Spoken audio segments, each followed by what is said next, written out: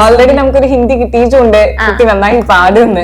അമ്മയും ഇത്തവണത്തെ നമ്മുടെ +1 റിസൾട്ട് വന്നപ്പോ 520-ൽ 520 മാർക്കും സ്വന്തമാക്കിയിട്ടുള്ള ആവണിക്കുട്ടിയാണ് നമ്മുടെ കൂടെ ഉള്ളത്. വലിയ കുഴപ്പമുണ്ടായിരുന്നില്ല. ഫസ്റ്റ് തൊട്ടേ പഠിച്ചു പോയിണ്ടായിരുന്നു, അപ്പൊ ഒരു കോൺഫിഡൻസ് ഉണ്ടായിരുന്നു. പിന്നെ എന്തൊക്കെ സ്ട്രാറ്റജീസ് ആയിരുന്നു പഠിക്കുന്ന സമയത്ത് യൂസ് ചെയ്തിട്ടുണ്ടായിരുന്നു?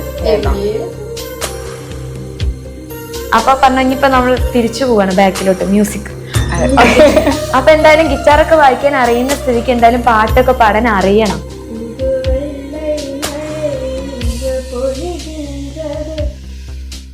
ഇത്തവണത്തെ നമ്മുടെ +1 റിസൾട്ട് വന്നപ്പോ 520-ൽ 520 മാർക്കും സ്വന്തമാക്കിയിട്ടുള്ള ആവണിക്കുട്ടിയാണ് നമ്മുടെ കൂടെ ഉള്ളത്. അപ്പൊ എങ്ങനെയാണ് ഈ ഒരു ഫുൾ മാർക്ക് എന്ന് പറയുന്ന സ്വപ്നം ആവണിക്കുട്ടി നേടിയെടുത്തതെന്നുള്ളത് ആവണിയുടെ അടുത്ത് നേരിട്ട് തന്നെ നമുക്ക് ചോദിച്ചറിയാം. യെസ്. അപ്പൊ ഈ ഒരു മാർക്ക് മോൾ എക്സ്പെക്ട് ചെയ്തിട്ടുണ്ടായിരുന്നോ? വലിയ കുഴപ്പമുണ്ടായിരുന്നില്ല. ഫസ്റ്റ് തൊട്ടേ പഠിച്ചു പോയിണ്ടായിരുന്നു, അപ്പൊ ഒരു കോൺഫിഡൻസ് ഉണ്ടായിരുന്നു. അപ്പൊ ഈ റിസൾട്ട് വരുന്ന ആ ഒരു മൊമെന്റ് ഒന്ന് ജസ്റ്റ് എക്സ്പ്ലെയിൻ ചെയ്യോ? റിസൾട്ട് എനിക്ക് ഒറ്റയ്ക്ക് നോക്കണമെന്നുണ്ടായിരുന്നു. അന്ന് ക്ലാസ് ഉണ്ടായിരുന്നു, അപ്പൊ ഉച്ചയ്ക്ക് വിട്ടു. എന്നിട്ട് കുറച്ചു നേരം ഒന്ന് വെറുതെ ഇരുന്ന് ഫസ്റ്റ് തന്നെ വന്നില്ല. കുറച്ചു നേരം ഒന്ന് ഇത് ബ്ലോക്ക് ആയിണ്ടായിരുന്നു സൈറ്റ്. പിന്നെ വന്നു, അത് ഭയങ്കര സന്തോഷായി. വിചാരിച്ചിട്ടുണ്ടായിരുന്നോ ഫുള്ള് കിട്ടും എന്ന് വിചാരിച്ചിട്ടുണ്ടായിരുന്നു? എവിടെയും ഒരു മാർക്ക് പോകുന്നു വിചാരിച്ചിട്ടുണ്ടായിരുന്നു. അങ്ങനെ ഫുൾ എന്നാലും കിട്ടിയപ്പോ നല്ല മാർക്ക് ഉണ്ടാവുന്ന വിചാരിച്ചിട്ടുണ്ടായിരുന്നു. എന്തായാലും അത്രയും കോൺഫിഡന്റ് ഉണ്ടായിരുന്നു. A+ ഉണ്ടാവും വിചാരിച്ചിട്ടുണ്ടായിരുന്നു. ഫുൾ മാർക്കിലേക്ക് എത്തുന്നുള്ളൊരു. അത് കിട്ടിയപ്പോ വീട്ടുകാരുടെ റിയാക്ഷൻ എന്തായിരുന്നു? അച്ഛനും അമ്മയും ടീച്ചേഴ്സ് ഒക്കെ ഭയങ്കര സന്തോഷായി. ടീച്ചറിനെ വിളിച്ച് പറഞ്ഞു, അപ്പൊ ടീച്ചർക്കും ഭയങ്കര സന്തോഷായി. ആരാ ഞെട്ടിയത്? അങ്ങനെ ഫ്രണ്ട്സ് ഞെട്ടിണ്ടായിരുന്നു. അങ്ങനെ അനിയത്തിന്റെ അടുത്തൊക്കെ പറഞ്ഞോ 520 520 പറഞ്ഞപ്പോ ആളുടെ റിയാക്ഷൻ എന്തായിരുന്നു? ആൾക്ക് ഭയങ്കര സന്തോഷായിരുന്നു, എന്നെക്കാളും. ഓക്കെ. യെസ്. അപ്പോ ബാക്കി എല്ലാവർക്കും അറിയേണ്ട ഒരു കാര്യമാണ്, ഇപ്പൊ ഈ ലാംഗ്വേജിനാണ് കുറേ കുട്ടികൾക്ക് മാർക്ക് പോയിട്ടുള്ളത്. അപ്പൊ ആദ്യം നമുക്ക് അതിൽ നിന്ന് അങ്ങോട്ട് തുടങ്ങാം. മോൾ എങ്ങനെ ഈ ലാംഗ്വേജ് ഒക്കെ പഠിച്ചിട്ടുണ്ടായിരുന്നു? ഇപ്പൊ ഇംഗ്ലീഷ് ഇവിടെ നിന്ന് ബുക്ക് സെറ്റ് ഉണ്ടായിരുന്നു, അതിന്റെ നോട്ട്സ് റെഫർ ചെയ്യും. പിന്നെ സ്കൂളിലത്തെ നോട്ട്സ്, ടെക്സ്റ്റ് നന്നായിട്ട് റീഡ് ചെയ്തിരുന്നു. പിന്നെ ക്വസ്റ്റ്യൻസ് ആൻസർ ചെയ്യാം. പിന്നെ ഗ്രാമർ നന്നായിട്ട് നോക്കുക, ക്ലാസ് ഒക്കെ കാണുക. ഇപ്പൊ ബുക്സ് എന്ന് പറഞ്ഞ സ്ഥിതിക്ക് നമ്മുടെ എക്സാമിനറിന്റെ ബുക്സ് മോൾക്ക് ഇത്രയും മാർക്ക് കിട്ടാൻ വേണ്ടി എത്രത്തോളം യൂസ്ഫുൾ ആയിരുന്നു? ഷോർട്ട് നോട്ട്സ് നല്ല യൂസ്ഫുൾ ആയിരുന്നു. പിന്നെ NCERT ക്വസ്റ്റ്യൻസിന്റെ എല്ലാ ആൻസേഴ്സും, പിന്നെ ഒരു 2008 മുതലുള്ള PYQs ഉണ്ടായിരുന്നു. PYQ ഒക്കെ നന്നായിട്ട് ചെയ്ത് നോക്കിയിട്ടാണ് ചെയ്തിട്ടുണ്ടായിരുന്നു. പിന്നെ എന്തൊക്കെ സ്ട്രാറ്റജീസ് ആയിരുന്നു പഠിക്കുന്ന സമയത്ത് യൂസ് ചെയ്തിട്ടുണ്ടായിരുന്നത്? റിവിഷൻ ഡെയിലി പഠിച്ചു പോകുമെന്നാണ് എടുക്കുന്നത്. പിന്നെ ക്ലാസ്സസ് കാണും, അഡ്മിറ്റ് ബാച്ചിന്റെ ക്ലാസ്സസ്. നമ്മുടെ ടൈം ടേബിൾ ഒക്കെ പ്രോപ്പർ ആയിട്ട് ഫോളോ ചെയ്തിരുന്നു? ടൈം ടേബിൾ എല്ലാതും മീൻസ് അതായത് ലൈവാ കൂടുതൽ കണ്ടിരുന്നത് അതോ റെക്കോർഡഡ് ക്ലാസ്സസ് ആയിരുന്നു? ലൈവ് കൂടുതൽ. എങ്ങനെയായിരുന്നു ഇപ്പൊ നമ്മുടെ ബാച്ച് മോള് യൂസ് ചെയ്തിട്ടുണ്ടായിരുന്നത്? ആദ്യം ഇന്ന ചാപ്റ്റർ ലേണിംഗ് വീഡിയോ കാണുന്നു, ദെൻ PYQ ചെയ്യുന്നു, വർക്ക്ഷീറ്റ്. എങ്ങനെയാ മോള് ചെയ്തിട്ടുണ്ടായിരുന്നത്? ആദ്യം വീഡിയോസ് കാണും, ലൈവ് ക്ലാസ്സസ് കാണും. അതിനുശേഷം നമ്മള് PYQ ചെയ്യും. വീക്കെൻഡ്സില് PYQ, ഫിസിക്സ് കെമിസ്ട്രി അതൊക്കെ PYQ ചെയ്യും. അത് കഴിഞ്ഞിട്ട് പിന്നെ റിവൈസിങ് നെക്സ്റ്റ് വീക്ക്. അങ്ങനെ ആദ്യം മുതൽ ഇപ്പൊ ഇങ്ങനെ പഠിക്കുന്ന ഒരു ശീലമുള്ള ആള് തന്നെയാണ്. അപ്പൊ ആദ്യം തൊട്ട് പഠിക്കുമ്പോൾ ബോറടിക്കുവോ? ഇടയ്ക്കൊക്കെ നമ്മളിങ്ങനെ ഡിസ്ട്രാക്ട് ആവും. ചില ദിവസങ്ങളൊക്കെ ചീറ്റ് ഡേയ്സ് പോലെയൊക്കെ വരാറുണ്ടോ? അങ്ങനെ കുറവാണ്. നന്നായിട്ട് പഠിക്കുന്ന ജന്മനെ അങ്ങനെയാണ്. പഠിപ്പൊരു ലഹരിയൊക്കെ എടുത്തിട്ടുള്ള ആളാണ്. അപ്പൊ 10th പെട്ടെന്ന് +1 വന്നപ്പോ എന്തായാലും ഒരു മാറ്റം ഫീൽ ചെയ്തിട്ടുണ്ടായിരുന്നില്ലേ? അതെങ്ങനെയായിരുന്നു ഹാൻഡിൽ ചെയ്തേ ആ ഒരു സമയത്ത്? വലിയ മാറ്റം കുറച്ചധികം പഠിക്കാനുണ്ടാവും 10th തന്നെ എല്ലാവരും പറഞ്ഞു തുടങ്ങി. അപ്പൊ +1 ആയപ്പോ അതിന് വേണ്ടിയിട്ട് ഫസ്റ്റ് മുതലേ നോക്കി ഞാനൊരു മുൻകരുതൽ എടുത്തിട്ടുണ്ട് ഇവിടെ എങ്ങനെയൊക്കെയാണെന്നുള്ളത്. ഓക്കെ. അപ്പൊ ഈ ഫസ്റ്റ് നമ്മുടെ ഒരു ഓണം എക്സാം ഉണ്ടായിരുന്നല്ലോ. ഓണം എക്സാം ഉണ്ടായില്ല. അവർക്ക് കുറച്ച് ഇനിയൊരു ഹാഫ് ഇയർലി പോലെ കുറച്ച് കഴിഞ്ഞപ്പോ ഉണ്ടായിരുന്നില്ല. ഫസ്റ്റ് എക്സാം മോൾ അറ്റൻഡ് ചെയ്തിട്ടുണ്ടായിരുന്നല്ലോ. ഒരു ഫസ്റ്റ് എക്സാം ഉണ്ടാവുമല്ലോ എന്തായാലും. അപ്പൊ മോള് ആ എക്സാമിനൊക്കെ നല്ല മാർക്ക് മോൾക്ക് കിട്ടിയിട്ടുണ്ടായിരുന്നോ? അതായത് എല്ലാ എക്സാമിലും ആദ്യം മുതലേ പഠിച്ച കൺസിസ്റ്റൻസി മെയിൻറ്റെയിൻ ചെയ്യുന്ന ആളാണ്. എപ്പോഴും ഇങ്ങനെ പഠിച്ചു പോകുന്ന ആളാണ് അല്ലേ? എത്ര മണിക്കൂർ പഠിക്കും ഒരു ദിവസം?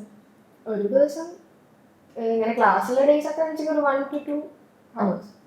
1 to 2 hours. അപ്പൊ അല്ലാത്ത ദിവസങ്ങളിലൊക്കെ ഇപ്പൊ സാറ്റർഡേ സൺഡേ ഒക്കെ കിട്ടുന്ന സമയത്ത് എത്രത്തോളം റിവൈസ് ചെയ്യാണ്ടോ ആ ടൈം വെച്ചിട്ട് ടൈം ടേബിൾ അനുസരിച്ചിട്ട്. ഈ പഠിക്കുന്നതിന്റെ ഇടയിൽ ചിലപ്പോ നമുക്കൊരു മടുപ്പൊക്കെ ഫീൽ ചെയ്യില്ല. അപ്പൊ എന്താ ചെയ്യാറ്? അതായത് ഒന്ന് കൂളാവാൻ വേണ്ടിട്ട് ഒന്നില്ലെങ്കിൽ വീട്ടിൽ അമ്മയുടെ ഒക്കെ എടുത്തിരുന്ന് സംസാരിക്കും. പിന്നെ പെറ്റുണ്ട്, അപ്പൊ അതിന് കുറച്ച് നേരം കളിക്കും. എന്താ പെറ്റായിട്ട് പട്ടിക്കുട്ടി പേരെന്താ? സിംബ. സിംബ, നമ്മുടെ ലയൺ കിങ് സിംബ. ഇൻസ്പയർഡ് ആയിട്ടോ. അടിപൊളി. അപ്പൊ പെറ്റിനൊക്കെ അടുപ്പിക്കുക. അപ്പൊ ആ ഒരു സമയമാണ് ബ്രേക്ക് ടൈം അങ്ങനെ യൂസ് ചെയ്യും. നേരത്തെ എണീറ്റ് പഠിക്കുന്ന ആളാണോ അതോ ലേറ്റ് നൈറ്റ് ആണോ? സ്ലീപ്പ് സൈക്കിളൊന്നും ചേഞ്ച് വരുത്താറില്ല. 8 hours കറക്റ്റ് ആയിട്ട് ഉറങ്ങും. ബാക്കി ഈവനിങ് കിട്ടണ ടൈമിൽ. അപ്പൊ കറക്റ്റ് ഒരു ഡേയില് ഒരു പ്രത്യേക റുട്ടീൻ ഉണ്ടോ മോൾക്ക്? ഇന്ന സമയത്ത് ഇതാക്കുന്നു, ഇന്ന കറക്റ്റ് എണീക്കുക, ഉറങ്ങുക. എനിക്ക് രാവിലെ എപ്പോഴും എണീക്കുക? 7. 8 സ്കൂളിൽ പോകും. 5:15 ഒക്കെ ആകുമ്പോഴേക്കും വീട്ടിലെത്തും. അത് കഴിഞ്ഞിട്ട് ഒരു 6 ഒക്കെ ആകുമ്പോഴേക്കും ഫ്രഷ് ഒക്കെ ആയിട്ട് പഠിക്കാനിരിക്കും. പിന്നെ ഒരു 8.5 അന്ന് എത്രത്തോളം എടുത്തു, പിന്നെ എന്തൊക്കെ ചെയ്യാന്നുള്ളതിനനുസരിച്ചിട്ട് കഴിയും. പിന്നെ റെസ്റ്റ് ഉറങ്ങും. ഒരു 10:30 ഒക്കെ ആകുമ്പോഴേക്കും ഉറങ്ങും. കറക്റ്റ് റുട്ടീനുള്ള ആളാണ്. അങ്ങോട്ടോ ഇങ്ങോട്ടോ ഒന്നും ഞാൻ മാറ്റില്ല. ഓക്കെ. അപ്പോൾ മോൾക്ക് ഇത്രയും മാർക്ക് കിട്ടാൻ വേണ്ടിയിട്ട് പാരന്റ്സ് എത്രത്തോളം സപ്പോർട്ട് ചെയ്തിട്ടുണ്ടായിരുന്നു? പാരന്റ്സ് അവരും സപ്പോർട്ടീവ് തന്നെയായിരുന്നു. ഇപ്പൊ നമ്മളിപ്പോ സാധാരണ +1 ഓൺലൈൻ ബാച്ച് എന്ന് പറയുമ്പോൾ എല്ലാവർക്കും ഒരു മടിയാണ് കുട്ടികളെ ചേർക്കാൻ വേണ്ടിയിട്ട്. മോള് അങ്ങനെ ബാച്ചിന്റെ കാര്യം പറഞ്ഞപ്പോ അവരങ്ങനെ പറഞ്ഞിട്ടുണ്ടായിരുന്നു? ഇല്ല, അതായത് ചേരാൻ വേണ്ടി എങ്ങനെയാണോ ചെയ്യണത് അതിനെല്ലാത്തിനും ഒരു സപ്പോർട്ടായിരുന്നു. അപ്പൊ ബാച്ച് വീഡിയോസ് ഞാനെല്ലാം എന്റെ കാര്യങ്ങളെല്ലാം ഞാൻ ഒറ്റയ്ക്ക് തന്നെയാണ് ചെയ്യാറ്. അവരങ്ങനെ ഒന്നിലും ഇടപെടാറില്ല. അങ്ങനെ ഫോഴ്സ് ചെയ്യേണ്ട ആവശ്യമൊന്നുമില്ല. തന്നെ ഇരുന്ന് പഠിക്കുന്ന കുട്ടിയാണ്. അപ്പൊ ആരാണ് ആദ്യം എക്സാമിനർ ഇൻട്രൊഡ്യൂസ് ചെയ്തത്? എങ്ങനെ ഇത് കണ്ടത്? ഞാൻ 10th വീഡിയോസ് കണ്ടിരുന്നു. 10th ബാച്ചിൽ ഉണ്ടായിരുന്നില്ല, യൂട്യൂബ് ലൈവ്സ് കണ്ടിരുന്നു. അങ്ങനെ എനിക്ക് +1 ചേർന്നപ്പോ തോന്നി എന്തായാലും കുറെ ഉണ്ടല്ലോ, അപ്പൊ ചേരാൻ തോന്നി. അങ്ങനെ ചേർന്നു. ആരെ ക്ലാസ് കണ്ടിട്ടാണ് മെയിൻ ആയിട്ട് നമ്മുടെ എക്സാമിന് എടുക്കാൻ? കൊള്ളാം. അലക്സ് സാറിന്റെ ക്ലാസ്, ഫിസിക്സിന്റെ ക്ലാസ് കണ്ടപ്പോ. പിന്നെ ജസീൽ സാർ, പിന്നെ നിങ്ങൾക്ക്. ഓക്കെ. ഇപ്പം ഫിസിക്സിന്റെ ഒക്കെ കേസ് നോക്കുകയാണെങ്കിൽ ഇപ്പൊ അലക്സ് സാറിന്റെ കാര്യം പറഞ്ഞു. അപ്പൊ എന്തായാലും ഇഷ്ടപ്പെട്ട സബ്ജക്ട് ഏതാ? ഫിസിക്സ്. ഓക്കെ. അപ്പൊ അത് അങ്ങനെ ആയതുകൊണ്ട് ചോദിക്കുകയാണ്. അപ്പൊ ഈ ഡെറിവേഷൻ ഒക്കെ ഉണ്ടാവുമല്ലോ. അപ്പൊ ഈ ഡെറിവേഷൻ ഒക്കെ എങ്ങനെ എഴുതി പഠിക്കുമോ? ഇല്ല. അപ്പൊ എഴുത മീൻസ് ക്ലാസ്സിൽ എടുത്തുണ്ടാവും. പിന്നെ ഒരു വട്ടം എഴുതി നോക്കും. പിന്നെ കുറച്ചു നാൾ കഴിഞ്ഞ് വീണ്ടും ഒരു വട്ടം എഴുതി നോക്കും. ഞാൻ എഴുതി പഠിക്കാറില്ല, എഴുതി നോക്കും ഇടയ്ക്കിടയ്ക്ക് റിവൈസ് ചെയ്ത് എഴുതിയിട്ടാണ് റിവൈസ് ചെയ്യാറുള്ളത്. ഇപ്പൊ മാത്സ് ആയാലും അങ്ങനെ തന്നെയാണ്. അപ്പൊ NCERT എല്ലാ പ്രോബ്ലംസും സോൾവ് ചെയ്തിരുന്നോ? എല്ലാ പ്രോബ്ലംസും സോൾവ് ചെയ്തു. ഒരു വട്ടെങ്കിലും എല്ലാം സോൾവ് ചെയ്തിട്ടുണ്ട്. അപ്പൊ ഒരു ഫുൾ മാർക്കിലേക്ക് എത്തണം എന്നുണ്ടെങ്കിൽ അത് നിർബന്ധമാണെന്ന് തോന്നുന്നുണ്ടോ? എല്ലാം NCERT A to Z എല്ലാ കാര്യങ്ങളും നമ്മൾ പഠിക്കണം. NCERT ഞാൻ ആദ്യം എല്ലാ ക്വസ്റ്റ്യൻസും ചെയ്തു. പിന്നെ ടഫ് ഉള്ളത് ഒരു ബുക്കിലേക്ക് എഴുതി എടുത്തിട്ട് അത് വീണ്ടും റിവൈസ് ചെയ്തു. ഓക്കെ. അപ്പൊ അതാണ് ഒരു മെയിൻ സ്ട്രാറ്റജി അല്ലെ? റിവൈസ് ചെയ്യുമ്പോൾ എഴുതി പഠിക്കും. NCERT ഫുൾ കംപ്ലീറ്റ് ആണ്. എവിടെന്ന് ചോദിച്ചാലും ഞാൻ എന്തായാലും പറഞ്ഞിരിക്കും. അപ്പൊ ഈ ലാസ്റ്റ് മിനിറ്റിലൊക്കെ പഠിക്കുന്ന കുട്ടികളുണ്ടല്ലോ, അപ്പൊ ചിലരുണ്ടല്ലോ ലാസ്റ്റ് മിനിറ്റ് ഒരു സ്റ്റഡി ലീവിന്, അപ്പൊ അവരിതുപോലെ NCERT ആ ഒരു മൊമെന്റ് പഠിച്ചു കഴിഞ്ഞാൽ അവർക്ക് കിട്ടുമോ? ഈ ഒരു സ്കോറിലേക്ക് എത്താൻ പറ്റുന്നുണ്ടാവും? പറ്റുന്നവരുണ്ടായിരിക്കാം. പക്ഷെ NCERT ക്വസ്റ്റ്യൻസ് ടഫ് ആയതുകൊണ്ട് തന്നെ ഒരു വട്ടം ചെയ്തതുകൊണ്ട് ചിലപ്പോൾ കിട്ടണമെന്നില്ല. വീണ്ടും നമ്മൾ ഒന്ന് റിവൈസ് ചെയ്യേണ്ടി വരും. അതെ. അപ്പൊ അത് കുറച്ചുകൂടി സ്ട്രെസ്ഫുൾ ആയിരിക്കുമല്ലേ ലാസ്റ്റിലേക്ക് വെച്ച് കഴിഞ്ഞാൽ? മോൾക്ക് ഒരു കൂളായിരുന്നു. എക്സാം ടൈമിലും ഇങ്ങനെ തന്നെയായിരുന്നു? ഇതേ റുട്ടീൻ തന്നെയായിരുന്നോ? ഉറക്കൊന്നും അങ്ങനെ കുറെ ഒന്നും കളഞ്ഞിട്ടില്ല? പഠിക്കുന്ന അവേഴ്സ് കൂട്ടും, കറക്റ്റ് ടൈമിൽ 8 മണിക്കൂർ ഉറങ്ങും എന്തായാലും. ആദ്യം മുതലേ പഠിച്ചിരുന്ന അവസാനം എല്ലാം കൂടി വരേണ്ട ആവശ്യമില്ലല്ലോ. മെല്ലെ മെല്ലെ മെല്ലെ പഠിച്ചു പോയി. ഓക്കെ. നമ്മുടെ ബാച്ചിൽ ഏറ്റവും ഇഷ്ടമുള്ള ഫീച്ചർ ഏതാണ്? PYQs നല്ലതായിരുന്നു. പിന്നെ മാത്സിൽ NCERT അതൊക്കെ നല്ലതാണ്. പിന്നെ വർക്ക്ഷീറ്റ് നല്ലതാണ് ചെയ്ത് പഠിക്കാൻ വേണ്ടി. മാക്സിമം ക്വസ്റ്റ്യൻസ് കിട്ടാൻ വേണ്ടിയിട്ട് വർക്ക്ഷീറ്റ് മോൾക്ക് യൂസ്ഫുൾ ആയിരുന്നു. ഓക്കെ. ഇനി മോൾക്ക് ഇപ്പൊ ഫ്രീ ടൈമിൽ കുറെ ഹോബീസും കാര്യങ്ങളൊക്കെ ഉണ്ടാവുമല്ലോ. അപ്പൊ എന്താണ് ഈ മെയിൻ ആയിട്ടുള്ള ഹോബീസ്? ഗിറ്റാർ വായിക്കും. മ്യൂസിക്കിൽ ഭയങ്കര ഇഷ്ടമുള്ള. പിന്നെ ഫ്രണ്ട്സിനായിട്ട് ടൈം സ്പെൻഡ് ചെയ്യും. നൈബേഴ്സ് കുറച്ച് ഫ്രണ്ട്സ് ഉണ്ട്, അവരുമായിട്ട് ടൈം സ്പെൻഡ് ചെയ്യും. പിന്നെ ഇടയ്ക്ക് ഡ്രോയിങ് ചെയ്യും. ഈ ഫോണൊന്നും അങ്ങനെ അധികം യൂസ് ചെയ്യാറില്ല. പിന്നെ ഇൻസ്റ്റാഗ്രാം അങ്ങനെയൊക്കെ യൂസ് ചെയ്യാറുണ്ട്. ബട്ട് എല്ലാത്തിനും ലിമിറ്റ് ഉണ്ട്. അപ്പൊ നമ്മള് ലൈവ് ക്ലാസ് ഇപ്പൊ മോള് നമ്മുടെ ആപ്പില് വീഡിയോസും കാര്യങ്ങളൊക്കെ കാണുകയാണെങ്കിലൊക്കെ ഡിസ്ട്രാക്ഷൻ വരുമല്ലോ ഇടയ്ക്ക് വരുന്നു. എന്തിലാ കാണുന്നത്? ഫോണിലാണോ അതോ ടാബാണോ? ഫോണിൽ തന്നെയാണ് കാണുക. ഓക്കെ. എന്നാലും അതിനെ കൺട്രോൾ ചെയ്യും ഡിസ്ട്രാക്ഷനെ. അത് കൺട്രോൾ ചെയ്യാൻ വേണ്ടിയിട്ട് എന്തെങ്കിലും അവരുടെ പറയാനുണ്ട്? അപ്പൊ കുറെ കുട്ടികളുടെ മെയിൻ കംപ്ലൈന്റ് ആണ് ഇപ്പൊ നോട്ടിഫിക്കേഷൻസ് എന്തെങ്കിലും വരിക, ഇപ്പൊ ഒന്ന് അങ്ങോട്ട് പോവാ, എല്ലാം ഓഫ് ചെയ്തിട്ടിരിക്കും. ഓക്കെ. അപ്പൊ പറഞ്ഞു ഇനിയിപ്പോ നമ്മൾ തിരിച്ചു പോവാണ് ബാക്കിലോട്ട്, മ്യൂസിക്. അപ്പൊ എന്തായാലും ഗിറ്റാറൊക്കെ വായിക്കാൻ അറിയുന്ന സ്ഥിതിക്ക് എന്തായാലും പാട്ടൊക്കെ പാടാൻ അറിയണം, എന്നാലും എല്ലാവരും താളം ഈണൊക്കെ വരുമല്ലോ. ഓൾറെഡി നമുക്കൊരു ഹിന്ദി കിട്ടിയിട്ടുണ്ട്, കുട്ടി നന്നായി പാടുന്ന്. അമ്മ അവിടെ നിന്ന് ഓൾറെഡി നമുക്കൊരു സിഗ്നൽ തന്നിട്ടുണ്ട്. അപ്പൊ അങ്ങനെയാണെങ്കിൽ നമുക്ക് എന്ത് ചെയ്യാം, ഒരു രണ്ടുപേര് പാട്ട് നമുക്കുണ്ടാവല്ലേ, ഈ പാട്ട് പാടിയ കൊള്ളാം.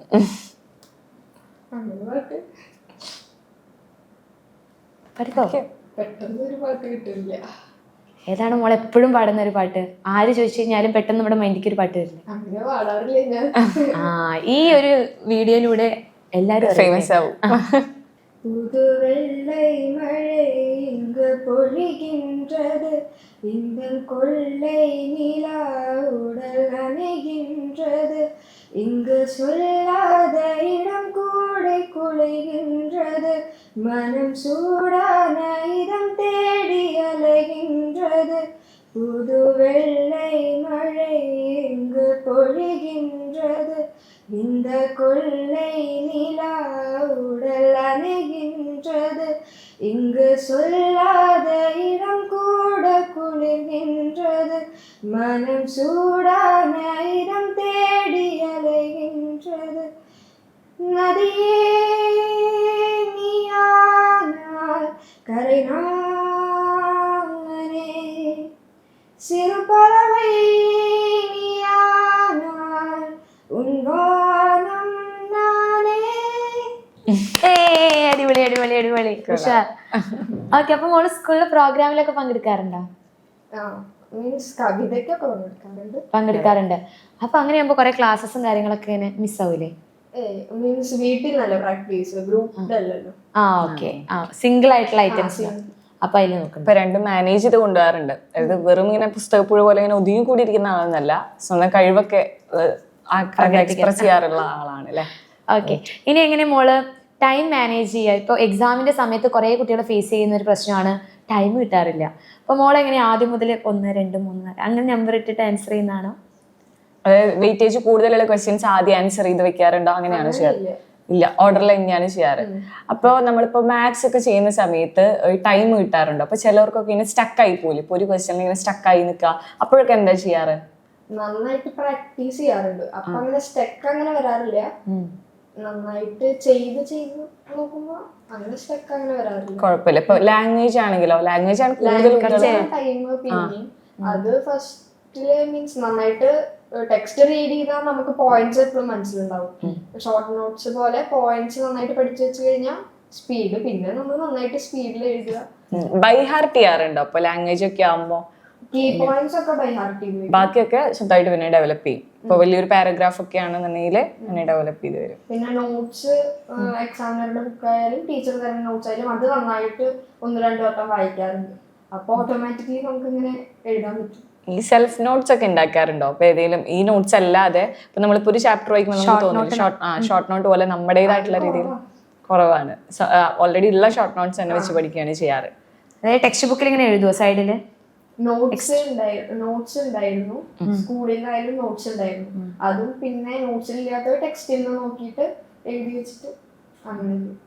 ഇപ്പൊ SLC കഴിഞ്ഞിട്ട് കുറെ കുട്ടികൾ ബയോസയൻസ് എടുത്ത കുട്ടികൾ ഉണ്ടായിരിക്കും.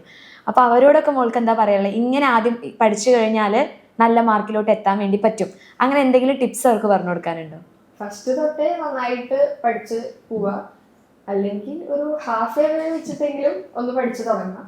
അപ്പൊ നമുക്ക് ലാസ്റ്റ് ആവുമ്പോഴേക്കും റിവൈസ് ചെയ്താൽ കുറച്ചുകൂടി കോൺഫിഡൻസ് വരും, നന്നായിട്ട് എക്സാം എഴുതാൻ പറ്റും, ടെൻഷൻ ഇല്ലാണ്ട് എക്സാം എഴുതാൻ പറ്റും. അപ്പൊ ഈ എക്സാം മോള് കുറെ സ്വന്തമായിട്ട് എക്സാം എഴുതി പ്രാക്ടീസ് ചെയ്യായിരുന്നോ? ഇത്ര സമയം ഇട്ടിട്ട് സ്വന്തമായിട്ട്? യൂണിറ്റ് ടെസ്റ്റ് എല്ലാ മാസവും സ്കൂളിലുണ്ടായിരുന്നു, അപ്പൊ അത് എഴുതാറുണ്ട്. അത് മിസ് ചെയ്യാറില്ല, അതെന്തായാലും. ഓക്കെ. അപ്പൊ അങ്ങനെയാണ് ടൈം മാനേജ്മെന്റ് കുറെയൊക്കെ അങ്ങനെയായിരിക്കും റെഡി ആയിട്ടുണ്ടാവുക അല്ലെ? കുറെ എക്സാംസ് എഴുതി പ്രാക്ടീസ് ചെയ്തിട്ട്. കുറെ എക്സാംസ് ഇംഗ്ലീഷ് ഒക്കെ മന്ത്ലി ടെസ്റ്റ് വരുന്ന കാരണം നമുക്ക് എഴുതി ശീലിക്കാൻ പറ്റും. ഓക്കെ. ഇപ്പൊ +2 പഠിച്ചു തുടങ്ങിയല്ലോ, എങ്ങനെയുണ്ട് +2? കുഴപ്പമില്ല. ഇപ്പൊ കുറെ കുട്ടികൾക്ക് ഇപ്പൊ നമ്മുടെ SLCന്റെ കേസ് നോക്കുകയാണെങ്കിൽ ബയോളജിയിൽ കുറച്ച് മാത്രമേ പഠിക്കാനുള്ളൂ. പക്ഷെ +1 എത്തിയ സമയത്ത് നമുക്ക് ഒത്തിരി ചാപ്റ്റേഴ്സ് ഉണ്ട്. അപ്പൊ മോൾ എങ്ങനെ ഈ ടേംസും ഡെഫിനിഷനൊക്കെ എങ്ങനെ ബൈ ഹാർട്ട് ചെയ്ത് പഠിക്കുകയാണോ ചെയ്യുക? എങ്ങനെയായിരുന്നു ഈ ബയോളജിയിൽ ഓരോ ടേംസ് ഒക്കെ പഠിച്ചിട്ടുണ്ടായിരുന്നത്? മിസ്സിന്റെ കോഡ്സ് യൂസ്ഫുൾ ആയിരുന്നു. പിന്നെ നമ്മള് വീണ്ടും റിവൈസ് ചെയ്താലല്ലേ നമുക്ക് അത് കിട്ടും. കോഡ്സ് ഒക്കെ ഉണ്ടാക്കിയിട്ട് പഠിച്ചു കഴിഞ്ഞാൽ അത് മറക്കില്ല. പ്ലസ് 1 പ്ലസ് 2 വന്നപ്പോ ടഫായിട്ട് തോന്നുന്നുണ്ടോ? പ്ലസ് 2 ടെക്സ്റ്റ് കണ്ടപ്പോ തന്നെ പ്ലസ് 1 കുറച്ചുകൂടി ടഫാണ് പ്ലസ് 2. ഇനിയിപ്പോ ലാബും കാര്യങ്ങളൊക്കെ വരികയാണല്ലോ. ലാബും ടൈമും കുറച്ചുകൂടി കുറവാണ്. അപ്പൊ ഇനി എങ്ങനെയാണ് പ്ലാൻ ചെയ്തിട്ടുള്ളത്? അതായത് ലാബും ഇതും എങ്ങനെ മാനേജ് ചെയ്യാനാണ് പ്ലാൻ ചെയ്തിട്ടുള്ളത്? ഇതിപ്പോ ഡെയിലി പഠിച്ചു പോകുന്നുണ്ട്. ഇനി ലാബ് ഇതുവരെ തുടങ്ങിയിട്ടില്ല. റെക്കോർഡ് കുറച്ച് വെക്കേഷനിൽ തന്നിട്ടുണ്ടായിരുന്നു. അപ്പൊ അത് വെച്ചിട്ട് കുറച്ച് എഴുതിയിട്ടുണ്ട്. അപ്പൊ കൊണ്ടുപോകാൻ പറ്റുന്നുള്ള ഒരു വിശ്വാസം ഉണ്ട് അല്ലേ ഒരുമിച്ച് തന്നെ. അനിയത്തി കൊച്ചുണ്ടല്ലോ, നിങ്ങൾ എങ്ങനെയാ നല്ല വഴക്കിടുന്ന കൂട്ടത്തിലാണോ? എങ്ങനെയാ വഴക്കിടും? എന്തിന്റെ പേരില മെയിനായിട്ട് വഴക്കിടും? പഠിപ്പിച്ചു കൊടുക്കാറുണ്ടോ അനിയത്തി? ഇല്ല, തന്നെ ഇരുന്ന് ആളെങ്ങനെയാ? പഠിക്കും. ചേച്ചിനെ പോലെ തന്നെ ബുദ്ധിയാ? അമ്മ പഠിപ്പിച്ചെടുക്കും. ഓക്കെ, ഇനി നെക്സ്റ്റ് എന്താണ് എല്ലാരും ചോദിക്കുന്ന പോലെ ഇനി പ്ലസ് 2 ഇപ്പൊ പഠിച്ച് കഴിയാൻ പോവാണല്ലോ. പ്ലസ് 2 കഴിയും. ഇനി എന്താണ് നെക്സ്റ്റ് പ്ലാൻ ചെയ്തിട്ടുള്ളത്? എയറോനോട്ടിക്സ് നോക്കണമെന്നുണ്ട്. അതാണ് ഡ്രീം, ആ ഒരു ഫീൽഡ്. ഓക്കെ, വ്യത്യസ്തമായിട്ടുള്ള എല്ലാവരും പറയുന്നത് നീറ്റ് എഴുതണം, കീം എഴുതണം. അതിനോടൊന്നും അങ്ങനെ വലിയ താല്പര്യം, ഡോക്ടർ ആവണം അങ്ങനെയൊന്നും തോന്നിയിട്ടില്ല. നീറ്റ് എൻട്രൻസ് എഴുതാൻ പ്ലാൻ ചെയ്തിട്ടുണ്ടോ? വെറുതെ ഒന്ന് എഴുതാൻ ചിലപ്പോ എഴുതണം. 10th ഉണ്ടായിരുന്നു എഴുതി നോക്കണം. ഇപ്പൊ അങ്ങനൊരു പ്ലാനില്ല. യെസ്, അപ്പൊ എന്തായാലും എന്താണോ ഡ്രീം അതിനനുസരിച്ച് പോവാം. അതായത് നമുക്കിപ്പോ ഓരോ സമയത്ത് ഓരോന്നായിരിക്കുമല്ലോ തോന്നാം. അപ്പൊ ചില സമയത്ത് നമുക്ക് തോന്നുന്നതായ കൊള്ളാം, പക്ഷെ കുറച്ചുകൂടി കഴിയുമ്പോഴാണ് നമുക്ക് തോന്നാ ഇത് വേണ്ട, കുറച്ചുകൂടി ബെറ്റർ എന്ന് തോന്നുന്ന കാര്യത്തിലേക്ക്, അതായത് എന്താണോ പാഷൻ അതിലേക്ക് പോവാ. യെസ്, അപ്പൊ മോള് എപ്പോഴും ഈ ഒരു ഇന്റർവ്യൂ കംപ്ലീറ്റ് നോക്കണമെങ്കിൽ വളരെ പ്ലസന്റ് ആയി ചിരിച്ച് നല്ല ഹാൻഡിൽ ചെയ്യുന്ന ഇന്റർവ്യൂ ഹാൻഡിൽ ചെയ്ത് വരെ ഭയങ്കര കൂളായിട്ടാണ്. ഇതേപോലെ തന്നെയായിരിക്കും സ്റ്റഡീസ്. നമ്മളോട് പറഞ്ഞ ഈ സെറ്റപ്പ് ഒക്കെ നമ്മൾ ആദ്യമായിട്ടാണ് എന്നൊക്കെയാ പറഞ്ഞേ, ഞാൻ പ്രിപ്പയർഡ് അല്ല എന്നൊക്കെയാ പറഞ്ഞേ. ഇപ്പൊ ആള് തുടങ്ങിയപ്പോ കൂളായിട്ടാണ്. സ്മൂത്ത് ആയിട്ട്. മൊത്തത്തിൽ ലൈഫിൽ ഇങ്ങനെ തന്നെയാണോ? പൊതുവെ എന്ത് വന്നാലും കൂളാണോ? അങ്ങനെയില്ല, അതായത് ഇമോഷണൽ ആണോ? പെട്ടെന്ന് അങ്ങനെ ആവുന്ന ആളാണോ? അതറിയണമെങ്കിൽ 520 കിട്ടിയ സമയത്ത് കരഞ്ഞു? ഇല്ല. അപ്പൊ പിന്നെ കുറച്ച് ഇതാണ്. പിന്നെ ആൾക്ക് പ്രതീക്ഷിച്ചിട്ടുണ്ടല്ലോ, എക്സ്പെക്ട് ചെയ്ത ഒരു മാർക്ക് ആയതുകൊണ്ട് കുഴപ്പമില്ല. ടീച്ചേഴ്സ് ഒക്കെ എന്ത് പറഞ്ഞു സ്കൂളിൽ? അത് വലിയൊരു കാര്യല്ലേ, കാരണം ടോപ്പറാണ്. ടീച്ചേഴ്സിനൊക്കെ ഭയങ്കര സന്തോഷമായി, ഗിഫ്റ്റ് തന്നു. ഇനി അതേപോലെ തന്നെ പ്ലസ് 2 വാങ്ങണം എന്ന് പറഞ്ഞു. പ്ലസ് 2 എല്ലാവർക്കും അതാണ് പ്രതീക്ഷ. നമുക്ക് കുറച്ചുകൂടി എക്സ്പെക്ടേഷൻ കൂടിയില്ലേ, ഒരു പ്രഷർ വന്നു നമുക്ക്. എന്തായാലും പ്ലസ് 2 ഇതേപോലെ വാങ്ങണം. പക്ഷെ ഇതേപോലെ തന്നെ ഹാൻഡിൽ ചെയ്താൽ മതി. ഓവർ പ്രഷറും സ്ട്രെസ്സൊക്കെ അടിച്ചു കഴിഞ്ഞാൽ തന്നെ നമ്മൾ പകുതി ഇല്ലാതെയും. അപ്പൊ അതുകൊണ്ട് നല്ല ഹാപ്പി ആയിട്ട് തന്നെ എല്ലാം നേരിടാം. ആദ്യം മുതലേ പഠിച്ചു തുടങ്ങി. ഇപ്പോൾ അതേ ട്രാക്ക് അങ്ങോട്ട് ഫോളോ ചെയ്യുകയാണെങ്കിൽ പ്ലസ് 2 കയ്യിൽ തന്നെ ഉണ്ടാവും. അപ്പൊ നമ്മുടെ ഉയരെ ബാച്ചും നമ്മുടെ കൂടെ പഠിക്കുന്നുണ്ട്. ഫ്രീ ആയിട്ട് അതായത് നമ്മൾ ഫുൾ മാർക്ക് കിട്ടിക്കഴിഞ്ഞാൽ നമ്മുടെ ഉയരെ ബാച്ച് ഇപ്പൊ ഫ്രീ ആയിട്ട് നമ്മുടെ ആവണിക്കുടിക്ക് കിട്ടിയിട്ടുണ്ട്. അപ്പൊ എന്തായാലും മോള് എല്ലാ കാര്യങ്ങളും കൃത്യമായിട്ടാണ് ഹാൻഡിൽ ചെയ്യുന്നത്. അങ്ങനെ പാരന്റ്സ് ഇങ്ങനെ പഠിക്കുന്നു പറയാനുള്ള ഒരു സിറ്റുവേഷൻ വരുത്തുന്നില്ല. എല്ലാ കാര്യങ്ങളും സ്വന്തമായിട്ട് ഹാൻഡിൽ ചെയ്യുന്നുണ്ട്. അപ്പൊ ഇതേപോലെ തന്നെ നമ്മുടെ ഉയരെ ബാച്ച് പോലെ ഉയരങ്ങളിലോട്ട് എത്തും മോള്. ഓക്കെ, അപ്പൊ നന്നായിട്ട് പഠിക്കാം. അപ്പൊ ഒന്നും കൂടി all the best. Thank you. All the best.